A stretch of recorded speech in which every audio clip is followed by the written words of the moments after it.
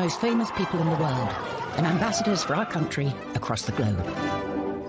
Keeping them fit and well is of paramount importance. In this revelatory hour, we reveal the royal health secrets. From royal birth... In fact, when she had Prince Charles, the Queen actually had a caesarean section. ...to royal death. For somebody who was very glamorous, it was a very sad ending to her life. From the secrets of Diana's bizarre health regime. She loved cupping. We used to do cupping on her at least once a week. To the Queen's life-saving emergency kit. There was always a Royal Navy surgeon travelling with them, as well as the matching blood. And the outrageous fertility bed of King George IV. And while you were using it, the bed started jolting, so that the magnets and electricity had fused, giving this huge jolt of passion. No stone is left unturned as we reveal the royal health secrets. From cradle to grave.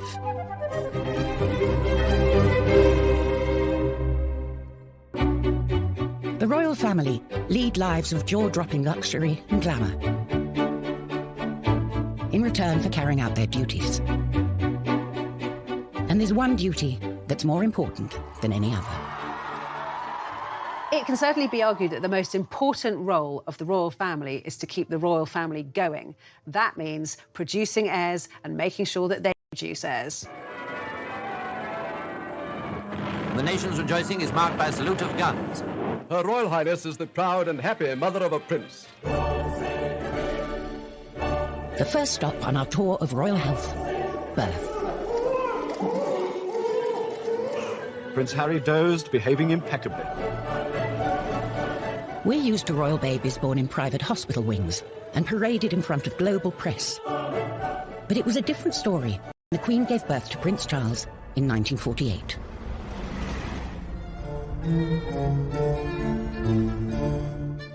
Back then, all royals opted for home or palace births. The three boys were all born at Buckingham Palace. Princess Anne was born at Clarence House purely because the Queen and Prince Philip had moved out of Buckingham Palace because it was being renovated after damage incurred during the Second World War. In fact, when she had Prince Charles, the Queen actually had a caesarean section. She wasn't rushed to hospital. The royal doctors set up an operating theatre inside Buckingham Palace. Everything was sterilised and performed the operation so that she could have Prince Charles there and then. And if you thought her consort would have been there to support her, think again. Apparently, Prince Philip was swimming and playing squash when Prince Charles was born, which, frankly, is about as useful as a man of his youngest child. By that time, it's thought that the Queen put a lot of pressure on him and said modern fathers and modern husbands are at their wives' bedside during the birth now, so you jolly well can be too. The head obstetrician was Sir John Peel, Ingrid Seward's godfather. Only one secret about the delivery ever escaped his lips. They converted the ballroom in Buckingham Palace into an operating theatre. Normally, it's a guest suite for visiting heads of state. And it was all going a bit slowly, and the faces were very long. And Prince Philip walked in. And so, as it is Prince Philip's wont to make these kind of jokes, he said, and to think that last week, General de Gaulle was having a bath in here. And that sort of broke the ice, and everybody laughed.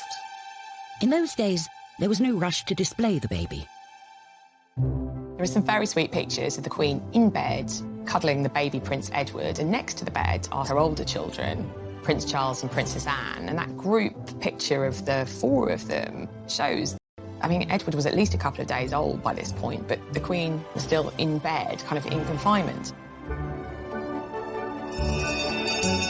Oh, yay! Oh, yay! Things are very different today. Now, instead of presenting a baby to dignitaries, the royal couple shows him or her off to the general public just hours after birth.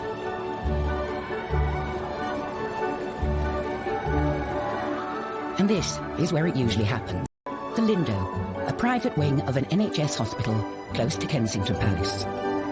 One of the reasons that the royals have chosen the Lindo wing over other private maternity units in London is because it's aligned to St Mary's Paddington Hospital, so it also has all the facilities of a fully fledged hospital. The first royal baby to be delivered here was Princess Anne's son, Peter, in 1977. Princess Anne was driven to St Mary's Hospital in London for the birth of her child. And in 1982, a media circus, as Princess Diana gave birth to William, the first heir to the throne to be born in a hospital. Prince, Princess and baby Prince emerged to the cheers of the crowd. It must have seemed only natural for William to return 31 years later for the birth of his own son, George. Well, he's got a good pair of lungs on him, that's for sure. He's a big boy, he's quite heavy, but we're still working on a name, so we'll have that as soon as we can. As you might expect, the place where the royals give birth does not come cheap. The Lindo wing is very expensive. It's around £6,000 for their standard room a night. If you want the deluxe option, it's an extra £300. As this promotional video shows, the Lindo has all the facilities you'd expect. I had my daughter there. It wasn't very glamorous at all. And when Diana had William there, it wasn't glamorous. But now it's quite smart, and still got the knowledge that anything goes wrong, there's going to be a lot of people that are going to be able to help you. So what's it like inside a hospital fit for the future king or queen? Catherine Filkins had her daughter Isla there in 2017, just months before Prince Louis's birth. It did feel a little bit like you were staying in a hotel in terms of they had really nice toiletries that they provided for you in the bathrooms, and you had, a room with your own ensuite bathroom and your own private room. They had selection menus that you could choose lots of delicious gourmet-style food each day. They had the afternoon tea options. You could have wine and champagne if you decided. I didn't do that, but if you wanted to or your partner wanted to, they could partake in that. And really, apart from the amenities, it was much like a normal hospital. Neither, it turns out, did Prince William at the birth of Prince George. William and Kate eventually arrive. They were sort of nervous. The whole room had been sealed off for weeks beforehand, so once it had been security cleared. And William pops his head out of the room whilst Kate is in labour and says, "Oh, could I possibly have a drink?" And everyone's like, "Yes, of course you can." It's like, "Oh, just a glass of water." And they were like, "Of course!" Cold room temperature. And I think they were surprised, obviously, that how sort of low-key Kate and William were. And after the birth, one can relax in style, as Catherine can attest. We had booked a standard room, and when we got to our room, we were in a deluxe suite, and we were led to believe that it was the room where the royals were, and it was huge. The immaculately presented Kate has helped make the Lindo Wing Photocall a modern-day institution. Any parent, I think, will probably sort of know what this feeling feels like. Very special. But these photocalls are controversial. Many think they pressure other women to pretend childbirth is easy and neglect their recovery. There was a lot of talk about, did she really have to put tights on? We know that there's this etiquette that royals aren't seen without tights, but seriously, after giving birth, wriggling into a pair of tights must have been quite something. I don't think a civilised nation should be expecting women of any standing in life, whether they are birthing an heir to the throne or not, to do something like that. It was just disgusting. To those people who criticised Kate's appearance, especially with Prince George, what would you want her to look like? Do you want her to look, the future Queen of England, as if she'd been dragged through a hedge backwards? These pictures, particularly the pictures of the birth and the presentation of Prince George, are iconic. It's the birth of a new monarch, and I think we want them to look...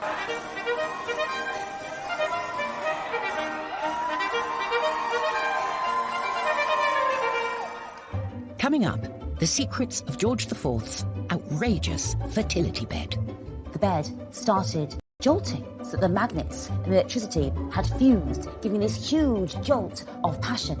And how the Queen's health is protected wherever she goes. There is always a Royal Navy surgeon travelling with them, as well as the matching blood.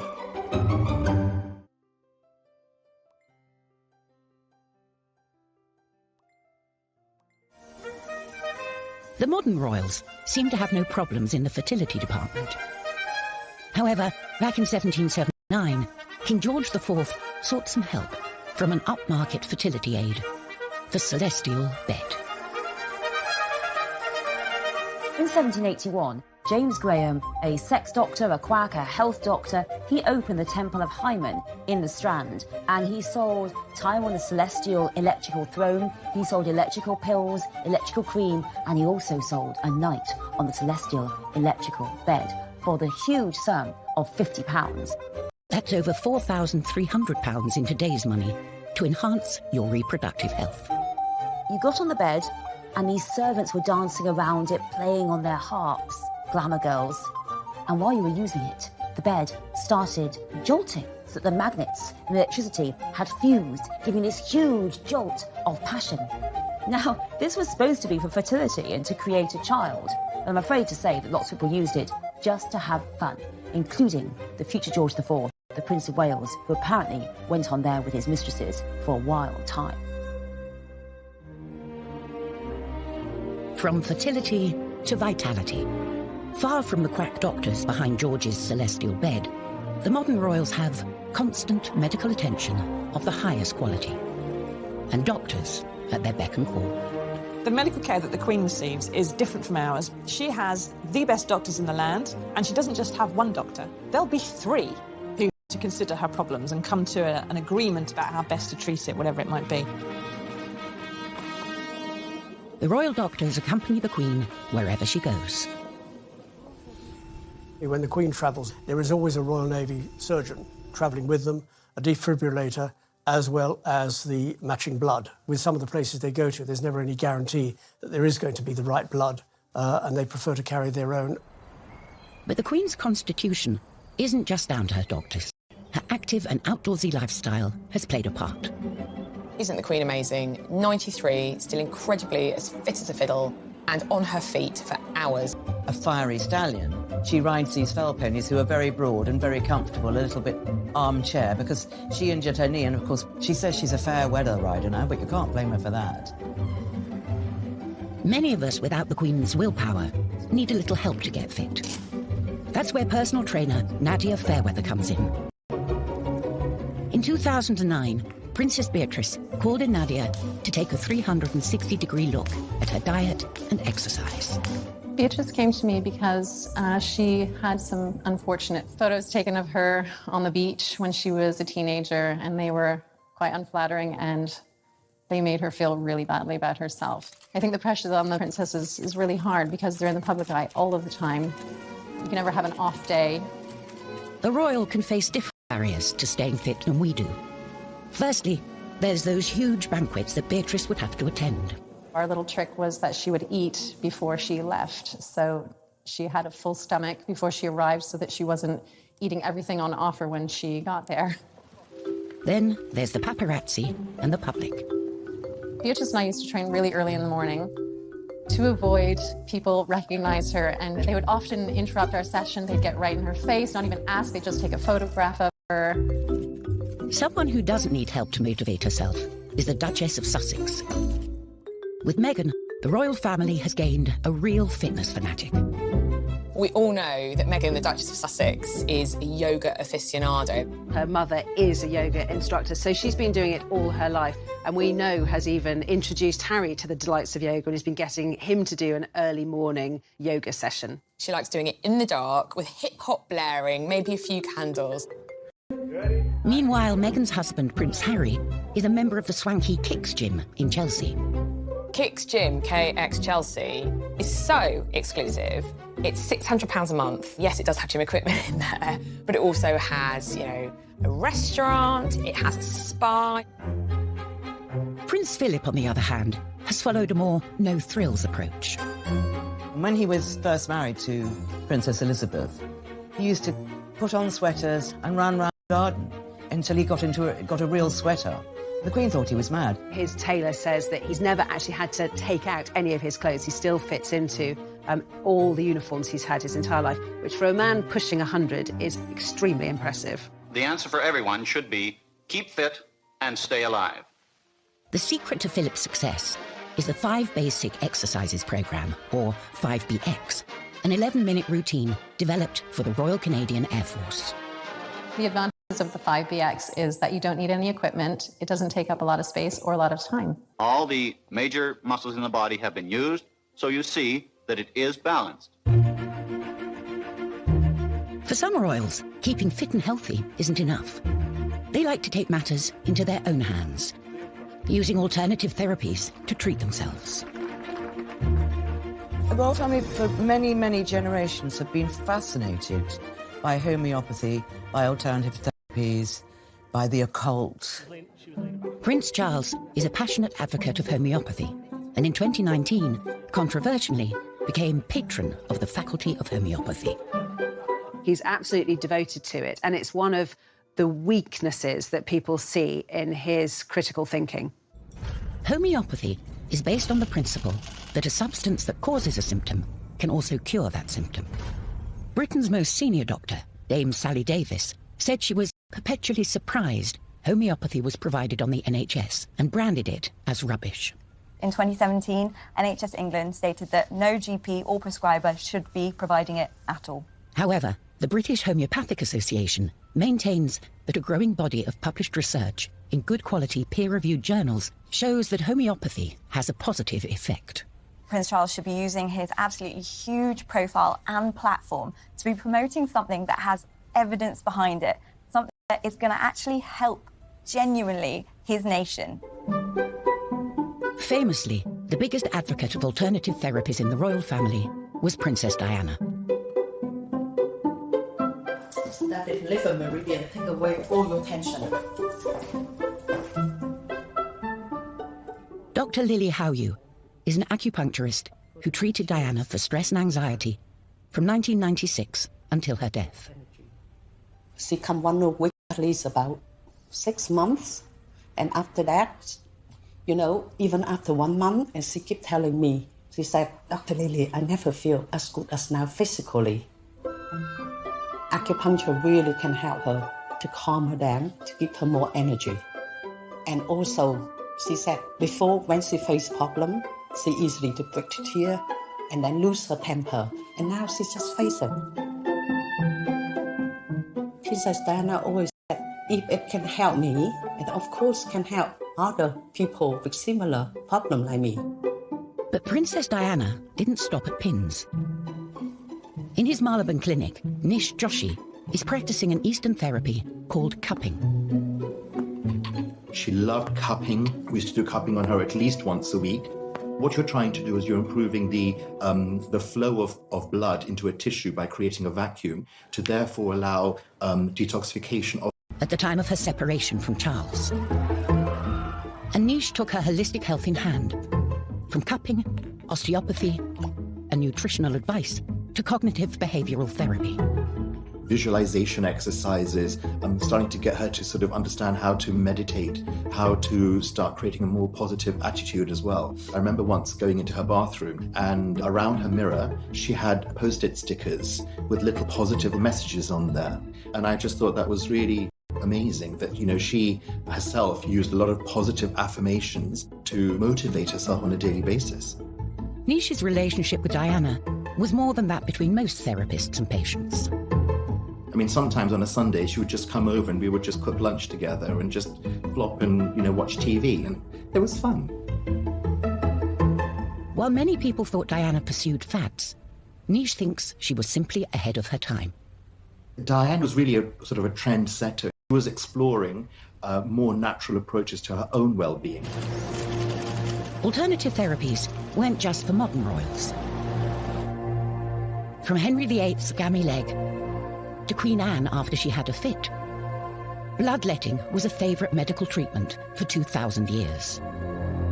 Royalty would be bled at home, but the public might come here, the Old Thomas Hospital, London, now a museum. Bloodletting was used for pretty much everything, from acne, cholera, cancer, smallpox, tuberculosis, herpes, insanity, the plague. Bloodletting was also used for kind of severe hemorrhaging, so maybe everything from a nosebleed to extreme menstruation. And in childbirth and before surgery, people would be often bled to reduce inflammation. For much of history, leeches were the method of choice to get rid of all the bad blood, royal or otherwise. This leech is a European medicinal leech. It has 3 jaws in a shape of a Y, and each jaw is about 125 teeth in each jaw. And it actually saws its way in as opposed to a very sharp bite. Carl picks a leech similar to ones which have been used for centuries on the likes of Henry VIII and George III. This little leech will probably take on between 1 and 3 mils of blood. You can actually just feel the jaws working a little bit, and then when it drops off, the anticoagulant will carry on working for the 10 hours until it'll just slowly keep dripping blood. Carl is lucky the leech is just on his leg. Rumours abound of sexually transmitted infections running rife in royal circles. There's also a case of a gentleman coming into this hospital with gonorrhea. One of the consequences was that it caused one of his testicles, they don't say which one, to swell up to the size of a tennis ball. And it was the overall application of 120 leeches, not all at the same time, placed on that part of the body to reduce the swelling. Until recently, if a king or queen needed an operation, they didn't go to hospital. The hospital came to them. In the past, most wealthy people would have been treated in their homes. They would have given birth in their homes, they would have died in their homes, and the idea of going to a hospital was absolutely anathema because that's where the poor went. And instead, in this case, the doctors would come to them. And that was the case in 1951, when the Queen's father, George VI, underwent a serious operation. It took place in the ballroom of Buckingham Palace, the same place Elizabeth II would deliver 3 of her children. At the Association of Anaesthetists, they have the equipment used in this high-profile and risky operation. This is an ECG machine or electrocardiogram, and it's designed to monitor the heartbeat. It's the quickest way to see if your patient's doing okay or if they're in trouble. In the 1950s, very few hospitals would have had such sophisticated equipment, so the king really did get treated like a king. The king had lung cancer at the time. He was a very heavy smoker, and the operation was to remove one of his lungs, so it was a very serious operation. The assistant anaesthetist on the day was Dr. Cyril Skerr. Many years later, he explained how public interest in his health affected George. The most touching thing was that when we went to put him to sleep in the morning, he had all the Sunday papers around him, and they all had grisly details of the operation that he was likely to have. He was very apprehensive of the operation. It must have made him feel a great deal worse. I think they should have kept those papers away from him. Having a pneumonectomy or having one of your lungs removed is a very big operation. It was performed successfully and the king did come around and survive afterwards, but unfortunately he did pass away within the year. The Queen's father was treated at home, but that is a thing of the past. Coming up, we reveal the secrets of the Royal Hospital. It's like a posh hotel, really, with kind of operating theatres. And the family medical secrets they kept hidden. His brother, the future Edward VIII, said, "Who's more of an animal than anything else? He's the royal family's dirty little secret."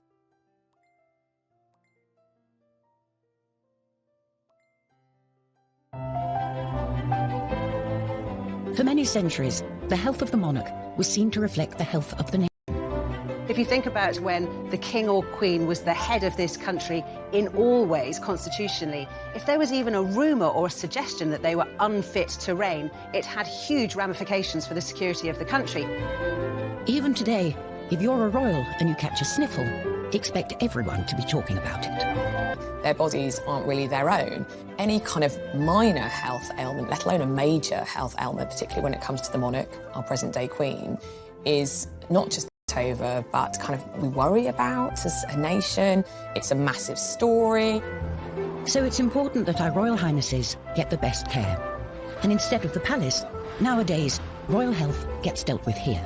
The exclusive King Edward VII Hospital. It has 56 beds. I think it has something like 4 members of staff to 1 patient. So it's very small hospitals, but it's like a posh hotel, really, with kind of operating theatres. For Margaret Tyler, it's a place of pilgrimage. I decided one day I wanted to come down and see the hospital here.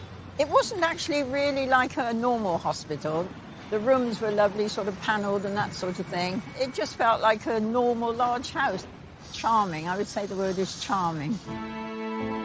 One frequent patient was the Queen Mother, who, despite living to the grand age of 101, was plagued at the end of her life with multiple broken bones.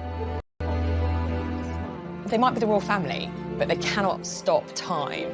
They are going to get old. And with age, even though they're so cosseted and so well looked after, They are still going to be afflicted by things that happen when we're old, falls, stumbles. She had 2 hip operations, both done at the King Edward VII, both done by the same person that did Prince Philip's hip operation and Andy Murray's hip operation.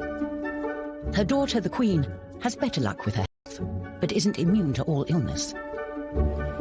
In 2013, the Queen had her first hospital stay in a decade, when, at the age of 86, she was struck down with gastroenteritis.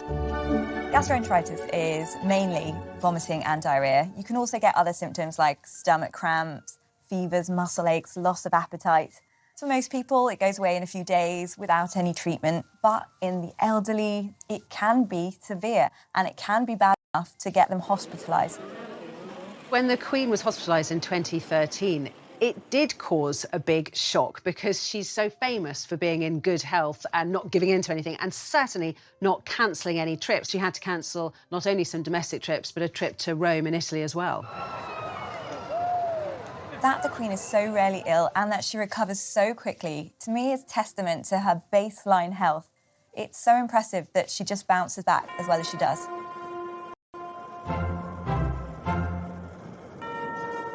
Prince Philip is another famously robust member of the royal family.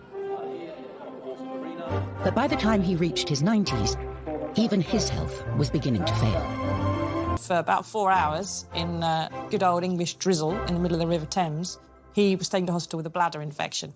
And it was widely believed that this is because he had spent 4 hours tying a knot in it and holding it in. It's not good for anybody, but especially not when you're 90.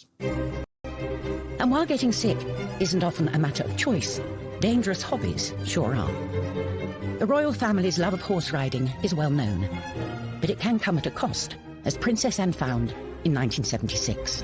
The first many people knew about the accident was when Captain Mark Phillips galloped off to his wife's side. The princess, unconscious, was covered over with blankets as officials anxiously summoned an ambulance. Princess Anne was taken to hospital, but got lucky escaping major injury. Later learnt that Princess Anne had cracked a vertebra. But her daughter, Zara Phillips, has not been so fortunate. She was also knocked unconscious after a fall in 2004 and broke her collarbone in 2008. Every year, unfortunately, people do die and have serious injuries as a result of horse riding, including paralysis. There are so many other sports that are much safer. Royals might as well be bungee jumping for all the safety procedures and that they follow and the risks that they run. Bungee jumping in a car park above concrete with a really rubbish elastic band. To correct her spine, Princess Eugenie underwent major back surgery. In 2018, she decided to break royal protocol with her wedding dress to send a dramatic message. When Princess Eugenie got married, it was one of those moments where the royal family, the younger royals in particular, actually did a wonderful good thing for everybody else. She decided that one of the main features of her wedding dress should be quite low back and she wouldn't wear a veil. It was a major break from tradition, but meant everyone could see a long scar on her back from her childhood operation. Scoliosis is when you get a curvature and a twist to the spine. It can be severe and does need surgery and physiotherapy. In Princess Eugenie's case, she had 2 metal rods, one either side of her spine, put in and fixed in place with screws. She made an effort to design a dress with a big, deep V at the back to show her spinal scar so that she could show every other boy and girl in the world and in the country that if you have something like a curvature of the spine, A, it can be fixed, and B, your scars are what make you, and there's no need to be perfect. And I thought it was wonderful. I was almost in tears watching that. Eugenie proudly showed her scars off to the world. But back in 1902, the royal family were busy hiding away what they saw as a medical embarrassment. That he wasn't developing as fast as the children, he wasn't learning as fast, he had epileptic fits, he may have had autism. And they really started to try and hide him away. He did not go to his father's coronation, and in the First World War... Very brave decision that she was going to talk about it publicly.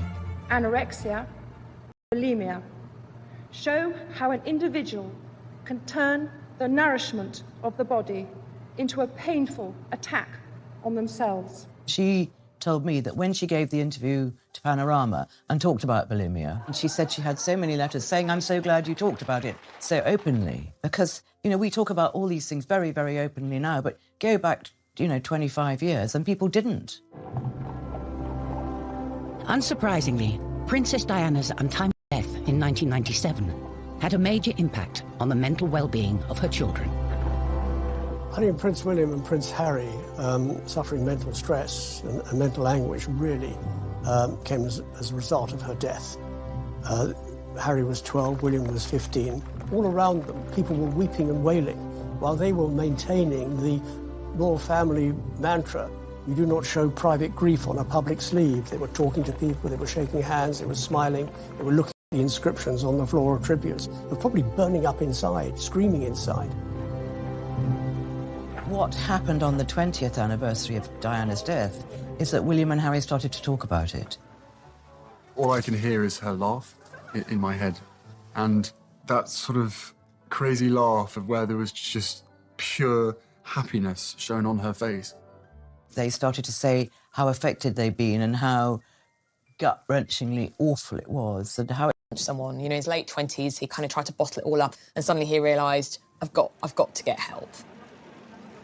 In 2016, the princes set up a mental health charity, Heads Together, and revealed their secret torment. Too many people stayed quiet about their mental health challenges.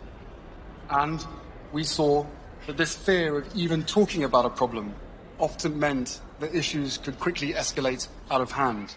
Whenever a high-profile person comes out to speak about their own mental health illnesses and problems, it does a lot for mental health because it encourages other people to do the same. In the 18th century, mental health problems weren't treated so sympathetically. George III famously suffered 4 bouts of madness during his reign, now thought to be mania caused by bipolar disorder. He would talk incessantly, he would hallucinate, he experienced aches and pains all over his body, and he sometimes became very violent.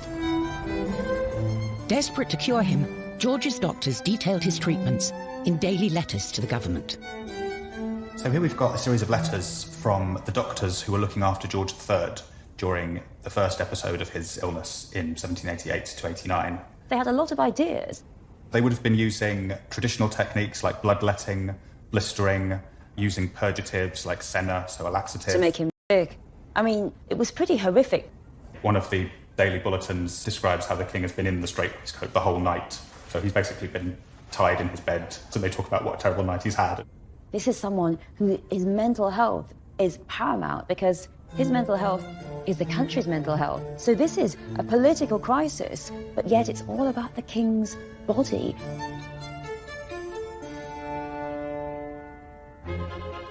Another long-lived monarch who probably suffered from mental health issues was Queen Victoria.